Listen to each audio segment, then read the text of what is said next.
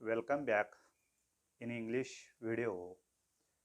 My friends, last period we have discussed about the poem in unit number 2.3, The Twins. Last video we have discussed about the warming up activities and the poem The Twins. And already we have completed the English workshop. Now today we are going to discussing about the warming up activity in unit number 2.4 and epitome of courage. धैर्याचं एक मूर्तिमंत रूप किंवा धैर्याचं प्रतीक हा पाठ आज आपण पाहणार आहोत. परंतु हा पाठ पाहण्यापूर्वी आपण याच्या पाठाच्या पूर्वी दिलेली वॉर्मिंग अप ॲक्टिव्हिटी याविषयी आपण चर्चा करणार आहोत आणि मग पाठाला सुरुवात करणार आहोत. You should open your book page number 61. Take your pen and notebook and write down some answers in your notebooks. Page number 61, unit number 2.4 and epitome of a courage. Courage, धैर्य, धाडस. epitome मूर्तिमंत उदाहरण, मूर्तिमंत रूप किंवा एक प्रतीक, धैर्याचं एक प्रतीक.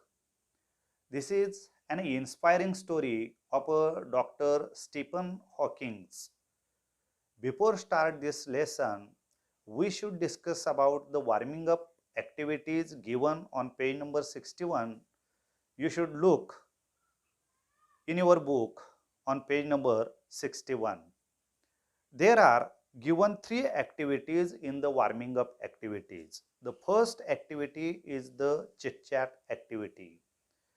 In this activity, there is given one good thought, a strange truth.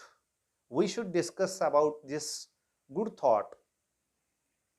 After that, we should go to the second activities, disabilities. In your book, on page number 61, there is given one table and 2 columns.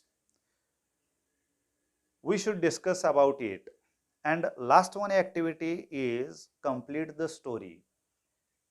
In this lesson, these 3 activities we should discuss about it and then start this lesson. An epitome of a courage. धैर्याचं प्रतीक, धैर्याचं मूर्तिमंत उदाहरण. The first activity is given chit chat activity. In warming up, गप्पा गोष्टी. A strange truth, एक विलक्षण सत्य. Here is given one good thought. We should read it, understand its meaning, and then discuss the following 2 activities. A strange truth, handicapped are those who refuse to take up challenges, even with all their senses and physiology in a perfect condition. First of all, we should understand about the meaning of this good thought. A strange truth, एक विलक्षण सत्य. Handicapped are those who refuse to take up the challenges. दिव्यांग लोक, अपंग लोक, जे लोक challenges, आव्हानं स्वीकारायला कचरतात, मागं पडतात, even with all their senses and physiology in a perfect conditions. त्यांचे सेन्सेस, ज्ञानेंद्रिय अँड फिजिओलॉजी, शारीरिक कार्यक्षमता परफेक्ट कंडिशनमध्ये असताना सुद्धा, उत्तम स्थितीमध्ये असून सुद्धा जे लोक आव्हानं स्वीकारत नाहीत, आव्हानं स्वीकारायला मागं पडतात, असे लोकच दिव्यांग आहेत. हे एक विलक्षण सत्य आहे. हे एक गुड थॉट आहे. या गुड थॉटवरती खाली काही ॲक्टिव्हिटीज दिलेल्या आहेत. त्या ॲक्टिव्हिटीज विषयी आपण इथं चर्चा करणार आहोत. समाजामध्ये असे असंख्य लोक आहेत की जे लोक त्यांना एखादी कामगिरी सांगितली, एखादं काम सांगितलं, तर ते कारणं शोधतात, ते आव्हानं स्वीकारत नाहीत किंवा ते काम करण्यासाठी ते मागं पडतात. अशा लोकांच्या विषयी आपण खाली एक ॲक्टिव्हिटी दिलेली आहे. ती ॲक्टिव्हिटी आपण पाहूया आणि मग चर्चा करूया. अंडरस्टँड, पहिल्यांदा हे गुड थॉट आपण समजावून घेऊया अँड डिस्कस, आणि मग चर्चा करूया अबाउट द ट्रूथ. वर दिलेलं वर दिलेलं जे विलक्षण सत्य आहे, या सत्याविषयी आपण प्रथमतः हे सत्य समजावून घेऊ आणि मग त्याच्याविषयी चर्चा करू. In the life of a person, the man needs difficulties in life. It is necessary to get the success in their lives. Without difficulties, without challenge, he cannot get a success. Everyone should accept the challenges and face it. Our country is behind because of such peoples. They are not accepted such challenges, and therefore these peoples are the handicapped peoples. They are these peoples are the behind peoples, back pages peoples. Now another one activities is given here. How can you encourage such people? अशा लोकांना तुम्ही कशा पद्धतीची प्रेरणा द्याल, कसं प्रोत्साहन द्याल to change, त्यांच्यामध्ये बदल घडण्याकरता, अँड बिकम अ कॉन्फिडंट, त्यांच्यामध्ये आत्मविश्वास येण्यासाठी. Discuss at least 4 to 5 ways you can do the above. Here in this activities, how you can encourage such peoples, how can you change to themselves and increase confidence in their mind. You should discuss about it, at least 4 to 5 sentences. Here, first of all, we should encourage them, try to encourage them and give them confidence. We should tell the inspire stories. We should tell them you should watch the movies, which movies are the inspiring movies, and increase their confidence, self confidence. Tell them to read the books such as You Can Win, such as you can read the biography and autobiography of the great persons. In this way, we can encourage their confidence. Now, we are going to discuss about the second activity in the warming up. The question is asked here. There are pleasant and polite ways of referring to people with physical and mental disabilities. Fill in the table below. Here in this activity, in your book, there is given one table, and in that table there are the two columns. In the first column, previously used term, शारीरिक किंवा मानसिक दिव्यांगासाठी वापरत असणारे काही terms, वापरत असणारे काही शब्द इथं त्या पहिल्या कॉलममध्ये दिलेले आहेत. अँड न्यू पोलाइट टर्म्स, म्हणजे सुखद किंवा सुसंस्कृत अशी शब्द त्या दिव्यांगाच्यासाठी कोणती वापरली जातात हे तिथं लिहायचं आहे. Again I repeat this activity. Look in your book, try to understand this activity and note down in your notebook about it. There are pleasant and polite ways of referring to the people with physical and mental disabilities. सुखद किंवा सुसंस्कृत असे काही शब्द दिव्यांगासाठी वापरले जातात. Fill the table given below. Previously used terms 1, there is the blank place there, and new polite terms visually challenged, म्हणजे अंध व्यक्ती किंवा दृष्टिदोष ज्यांच्याकडे आहे अशा व्यक्तींच्यासाठी वापरला जाणारा new polite word visually challenged हा आहे. त्याच्यासाठी प्रिव्हियसली म्हणजे सुरुवातीला आपण जो शब्द वापरत होतो तो ब्लाइंड ऑर द साइटलेस पर्सन असा आपण वापरत होतो. परंतु न्यू पोलाइट टर्म म्हणजे सुसंस्कृत असा त्याच्यासाठी येणारा शब्द म्हणजे व्हिज्युअली चॅलेंज्ड, दृष्टिदोष असणारा. Another one word is given deep. The polite word is given there unable to hear, ऐकण्यास असमर्थ असणे. हिअरिंग इम्पेअर्ड, बधिर असणे. These are the polite words we should use there. Another one, third word is speech impaired. वाचादोष ज्या लोकांना आहे अशासाठी आपण डंब, मुख बधीर हा शब्द तिथं वापरतो. 4 number word, mad. The polite words we should use there crazy or the insane or the mentally ill, मनोरुग्ण असा शब्द आपण तिथं वापरू. Lame. 5 number word is given there lame. That means the cripple or lame. शारीरिक अपंगत्व असणारा, physically handicapped person. Such a types of words we should use when we talk with such a peoples. Now we are going to discuss about the third one activity, and in your book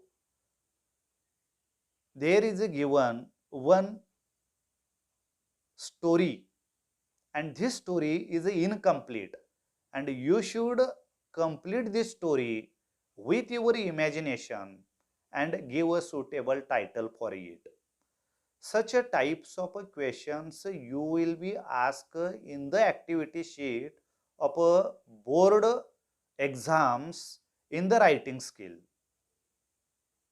In the writing skill, question number 6B, such a types of questions you will be asked and tell to you, develop a story, complete a story with the help of a given beginning. एक सुरुवातीची ओळ दिलेली असते आणि त्या ओळीवरून तुम्ही तुमच्या कल्पनेनं ती कथा पूर्ण करा आणि त्याला योग्य असं शीर्षक द्या.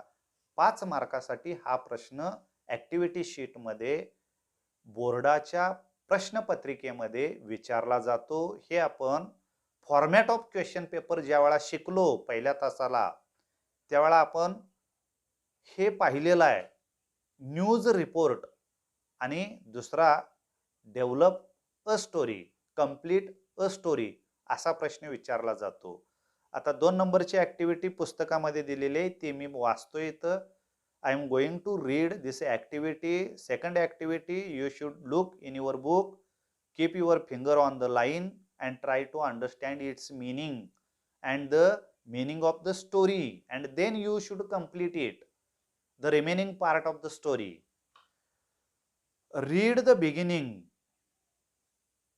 सुरुवात, कथेची सुरुवात वाचा, and complete the story in your own words, आणि तुमच्या शब्दामध्ये ती कथा पूर्ण करा. Sumit, the son of a shoemaker, शूमेकरचा हा एक मुलगा Sumit, was a highly intelligent student in a municipal school, एका शासकीय शाळेमध्ये शिकणारा अतिशय हुशार असणारा सुमित. हिज अ मॅथ्स टीचर कॉल्ड हिम आइन्स्टाईन, त्याचे गणिताचे जे शिक्षक होते ते शिक्षक त्याला आइन्स्टाईन असं म्हणायचे कारण तो गणितामध्ये खूपच हुशार होता. For he was a brilliant in maths, brilliant हुशार, तो मॅथ्स मध्ये अतिशय हुशार असल्या कारणानं त्याला आइन्स्टाईन असं म्हटलं जायचं. He loved maths. त्याला गणित खूप आवडायचं.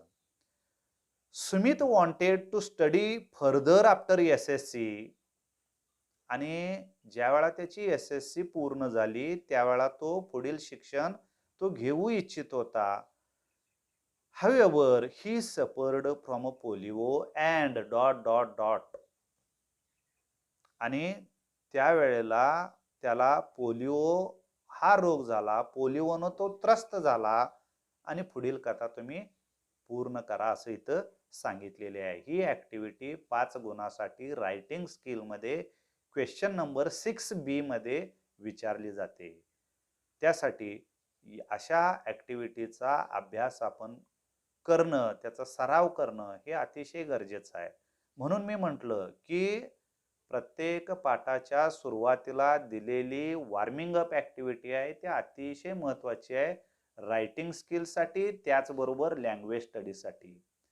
क्वेश्चन नंबर 1 मध्ये लँग्वेज स्टडी 10 गुणासाठी विचारलं जातं आणि क्वेश्चन नंबर सेक्शन 5 मध्ये क्वेश्चन नंबर 5-6 ही ऍक्टिव्हिटी रायटिंग स्किलसाठी विचारली जाते.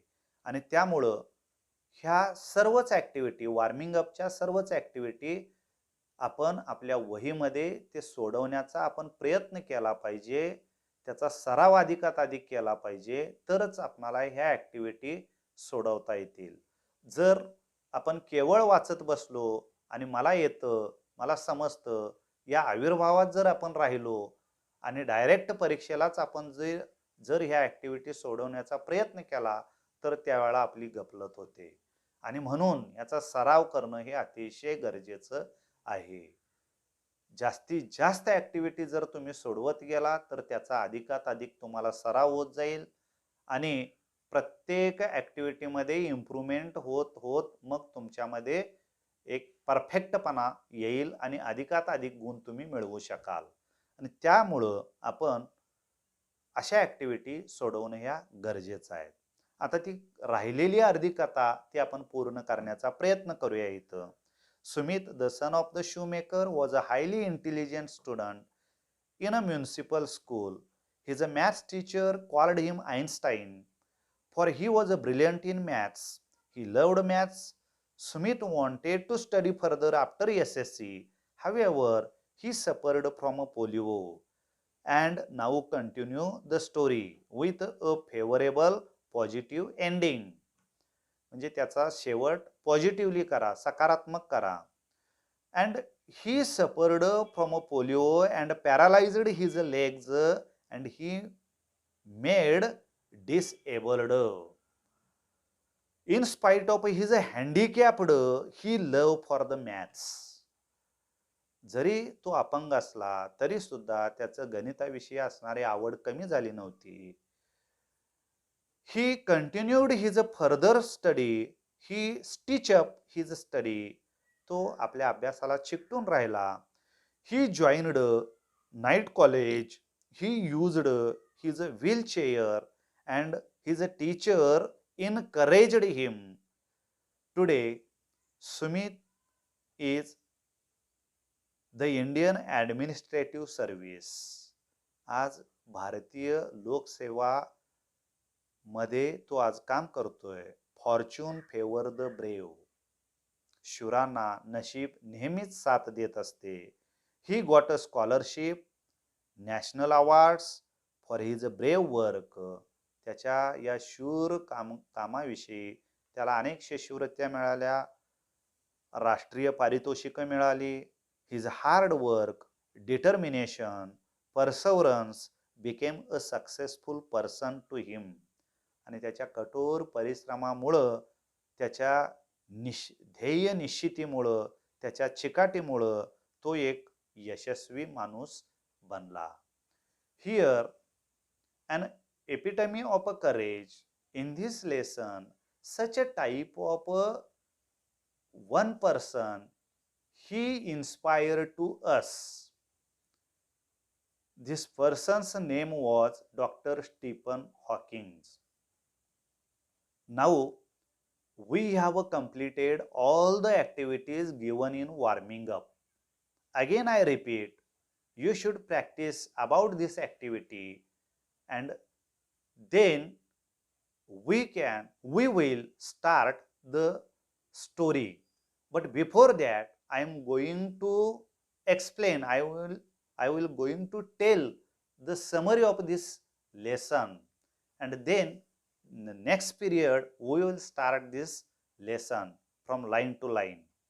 I am going to tell the short story, the summary of this inspiring person, Dr. Stephen Hawking.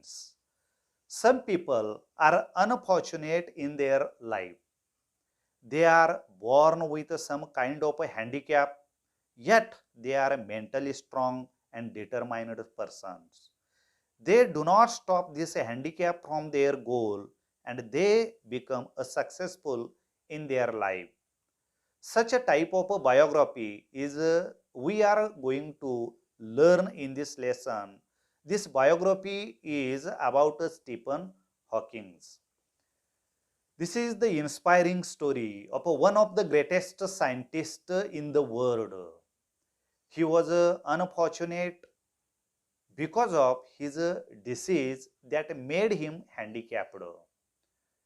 Stephen Hawking was a mentally strong and determined person. He didn't stop his work. He continued his extraordinary research work with the great courage, and he became a world famous scientist. His example is very inspiring to the young generations. His example, this lesson is inspiring to the students in this class. विद्यार्थी मित्र हो, या पाठामध्ये या शतकामधील एक महान वैज्ञानिक doctor Stephen Hawking यांची प्रेरणादायक कहाणी आपण आज अभ्यासणार आहोत. शारीरिक असमर्थतेवरती मात करून ते आज विश्व उत्पत्ती शास्त्रातील एक जिवंत दंतकथा बनून राहिले आहेत. अत्यंत बुद्धिमान असणाऱ्या स्टीफन हॉकिंग यांना संगीत आणि गणित या विषयाची आवड होती. डॉक्टर हॉकिंग यांच्यासारखे असामान्य धैर्य दाखविणाऱ्या कित्येक व्यक्ती आज समाजात आहेत. ते आपले आदरस्थान बनले आहेत.